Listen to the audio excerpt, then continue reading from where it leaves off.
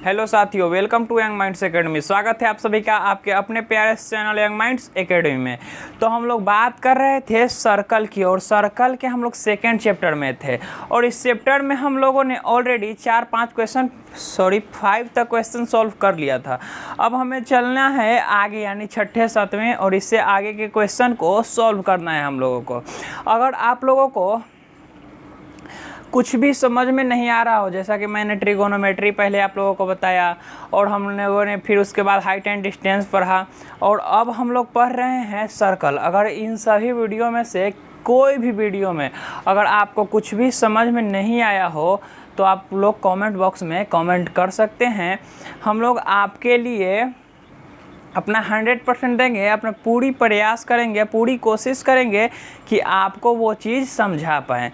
तो चलिए बिना देरी किए हम लोग अपना क्वेश्चन स्टार्ट करते हैं और चलते हैं अपने छठे नंबर क्वेश्चन पे। तो देखते हैं अपने छठे नंबर क्वेश्चन को। हमारा छठा नंबर क्वेश्चन कह रहा है कि एक बिंदु ए से जो एक वृत्त के केंद्र से 5 सेंटीमीटर की दूरी पर है, वृत्त पर स्पर्श रेखा की लंबाई 4 सेंटीमीटर है, तो वृत्त की त्रिज्या ज्ञात करें। देखिए, एक वृत्त दिया गया है और इसमें बोला, एक वृत्त दिया गया है और इसमें बोला क्या गया है कि कहीं बाहरी बिंदु है और इस वृत्त के केंद्र से अगर इस बिंदु तक हम लोग पहुँचे तो इसकी लंबाई दिया गया है 5 सेंटीमीटर। और क्या दिया गया है, एक यहाँ से इस त्रिवृत्त पे एक स्पर्श रेखा खींचा गया है और इस स्पर्श रेखा की लंबाई 4 सेंटीमीटर दी गई है। तो हमें निकालना है कि इस वृत्त की, यानी यहाँ पे O मान ले, यहाँ पे A मान ले और यहाँ पे अगर B मान ले, तो हमें निकालना है इस वृत्त की त्रिज्या यानी OB का मान। अब वृत्त की त्रिज्या देखने के लिए हम लोग इस त्रिभुज को देखेंगे तो हम लोग इसको लगेगा कि हाँ, ये जाना पहचाना हुआ त्रिभुज है। ये कैसा त्रिभुज है? एक समकोण त्रिभुज है, और इसके बारे में हम लोगों ने हाइट एंड डिस्टेंस में पढ़ा है, ट्रिगोनोमेट्री में पढ़ा है। यानी पिछले 2 चैप्टर जो हम लोगों ने देखा है उसमें हम लोगों ने पूरी बात किस पे किया था? हम लोगों ने पूरी बात किया था इसी पे, यानी समकोण त्रिभुज राइट एंगल ट्रायंगल पे। तो इसके लिए हम लोग क्या कर सकते हैं, हम लोग त्रिज्या निकालने के लिए हम लोग चलेंगे समकोण त्रिभुज, समकोण त्रिभुज AOB में। किस में चलेंगे? समकोण त्रिभुज AOB में हम लोग चलेंगे और देखेंगे कौन सा रूल हम लोग लगाएंगे। पाइथागोरस परिमेय, पाइथागोरस हम लोग परिमेय लगाएंगे। क्यों? क्योंकि 2 भुजा दिया गया है और एक भुजा, यानी समकोण त्रिभुज में 2 भुजा दिया गया है और हमें तीसरी भुजा निकालना है। और पाइथागोरस परिमेय हम लोगों में, पाइथागोरस परिमेय में हम लोगों ने पढ़ा था कि त्रिभुज की 2 भुजा की मदद से त्रिभुज की कोई भी तीसरी भुजा हम लोग निकाल सकते हैं। तो आइए देखते हैं। पाइथागोरस परिमेय से होगा h² बराबर p² प्लस b², यानी हाइपोटेनस का स्क्वायर, कर्ण का स्क्वायर बराबर लंब का स्क्वायर जोड़ आधार का स्क्वायर। अब देखिए, सबसे बड़ी भुजा कर्ण यानी 5 का स्क्वायर इज इक्वल टू, यहाँ से अगर हम लोग नापे तो ये वाला p यानी 4 का स्क्वायर जोड़ b यानी OB का स्क्वायर। 5 का स्क्वायर 25 होगा, 4 का स्क्वायर 16 होगा और OB का स्क्वायर ही रह जाएगा।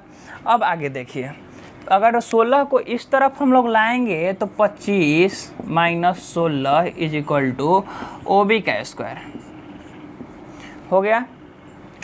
देखिए, अगर इसमें से इसको घटाएंगे तो 9 इज इक्वल टू OB का स्क्वायर, और OB अगर निकालेंगे तो रूट में 9 होगा, और रूट 9 का कितना होगा? 3 सेंटीमीटर। यही हमारा क्या हो गया? आंसर हो गया।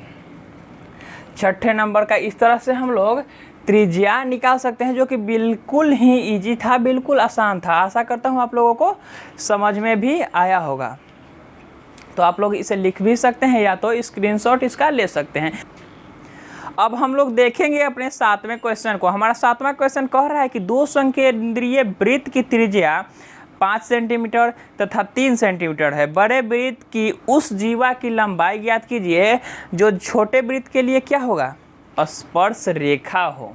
तो देखिए, सबसे पहले हम लोग फिगर बनाते हैं। एक बड़ा वृत्त बना दिए, इसके अंदर में एक छोटा वृत्त बना दिए। दोनों का केंद्र क्या है, 1 है, बराबर है।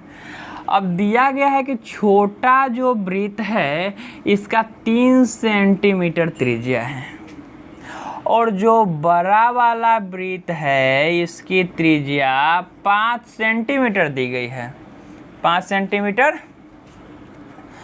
3 सेंटीमीटर और 5 सेंटीमीटर दी गई है। हाँ, अब कह क्या रहा है कि इस वृत्त की ऐसी एक लाइन खींचिए जो बड़े वाले वृत्त को क्या हो, बड़े वाले वृत्त की जीवा हो, और छोटे वाले वृत्त के लिए क्या हो, स्पर्श रेखा हो। बड़े वाले वृत्त के लिए जीवा हो और छोटे वाले वृत्त के लिए स्पर्श रेखा हो।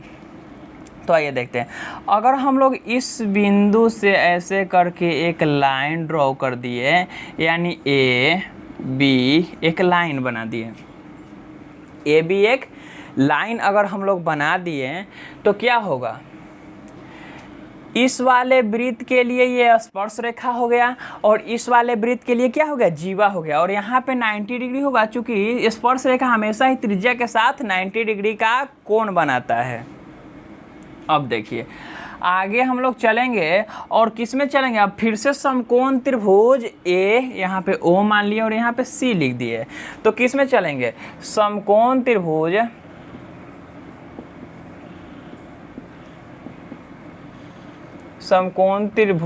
ए ओ सी में,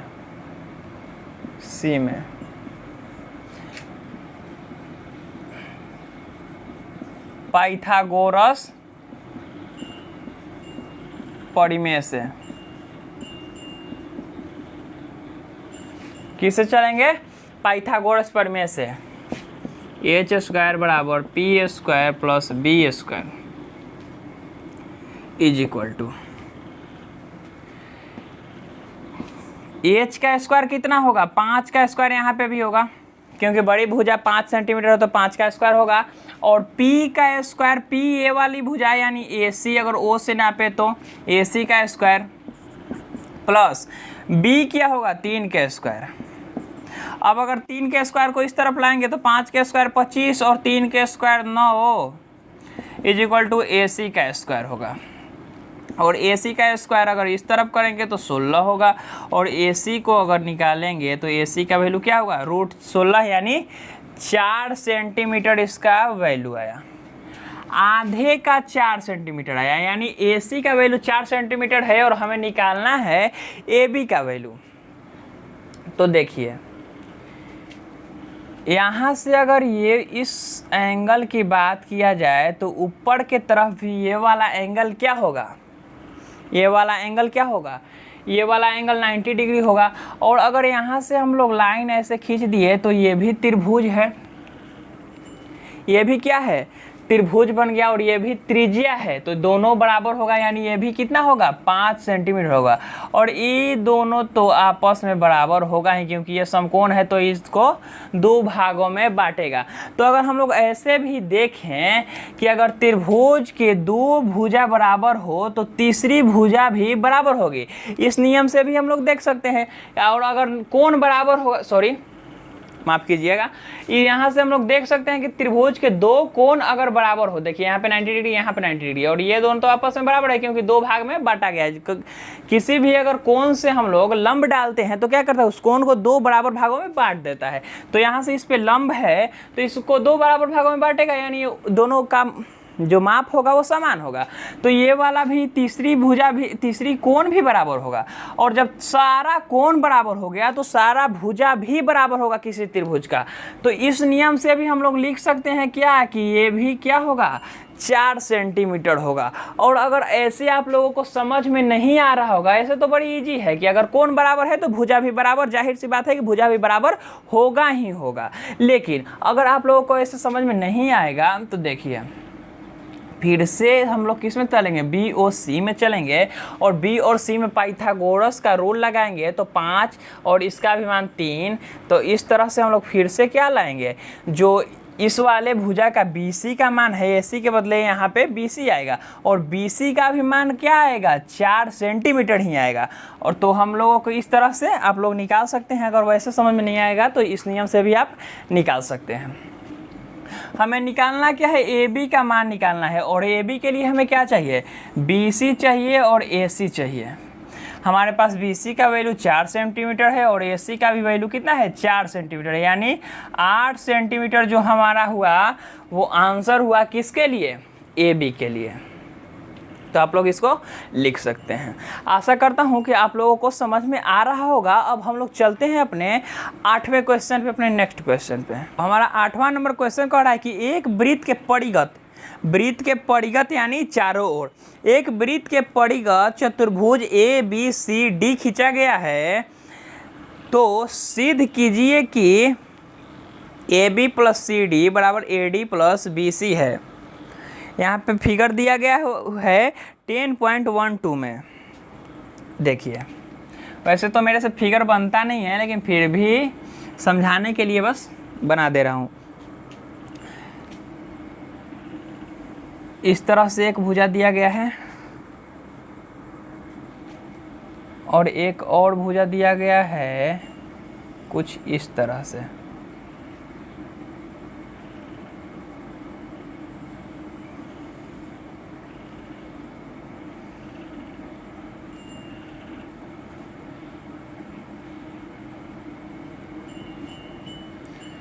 लगभग इसी तरह का फिगर दिया गया है और इसमें दिया गया है A B C D, और जहाँ जहाँ पे ये स्पर्श किया है उसका भी नाम क्या दे रहा है, P Q R S। यहाँ पे P, यहाँ पे Q, यहाँ पे R, यहाँ पे S। बोल रहा है कि एक चतुर्भुज बनाया गया है और इसमें हमें प्रूफ क्या करना है, हमें प्रूफ करना है कि AB + CD = AD + BC। AD + BC हमें प्रूफ करना है, यही हमें सिद्ध करना है। लिख लेते हैं कि हमें यही क्या करना है, सिद्ध करना है। और चूंकि हम लोग जानते हैं, एक बात हम लोग इसमें जानते हैं, क्या जानते हैं, देखिए, वृत्त के बाहरी बिंदु से, अगर एक बाहरी बिंदु से वृत्त पे 2 स्पर्श रेखा खींचा जाए, अगर वृत्त के बाहरी बिंदु से वृत्त पे 2 स्पर्श रेखा खींचा जाए तो वो आपस में क्या होता है, बराबर होता है। वो स्पर्श रेखा आपस में बराबर होता है। तो चलिए अब हम लोग लिखते हैं, तो यानी अगर बराबर होगा तो हमें क्या होगा, प्रूफ हम लोग लिखते हैं।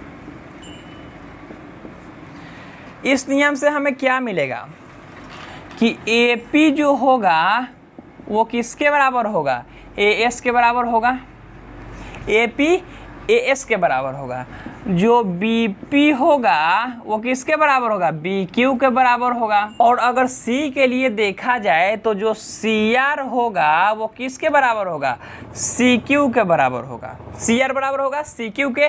और अगर D से देखा जाए तो DR बराबर होगा किसके, DS के। अब इसको समीकरण 1 मान लीजिए, इसको समीकरण 2 मान लीजिए, इसको समीकरण 3 मान लीजिए, इसको समीकरण 4 मान लीजिए। और इसका अगर रीजन पूछे तो रीजन में बता दीजिए कि एक बिंदु से, एक ही बिंदु से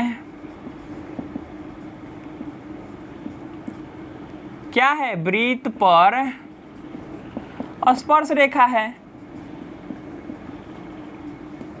एक ही बिंदु से वृत्त पर क्या है, स्पर्श रेखा है, इसलिए ये दोनों बराबर है। ये वाला स्पर्श रेखा इसके बराबर होगा, ये वाला इसके बराबर होगा, ये वाला इसके बराबर होगा और ये वाला इसके बराबर होगा। अब हम लोग एक काम कर सकते हैं कि जो इक्वेशन फर्स्ट है यानी समीकरण फर्स्ट है और समीकरण सेकेंड है और समीकरण थर्ड है और समीकरण फोर्थ है, इन सबको हम लोग आपस में जोड़ देंगे अगर, तो AP plus BP plus CR plus DR is equal to, इस तरफ का इस तरफ जोड़ेंगे, AS plus BQ plus CQ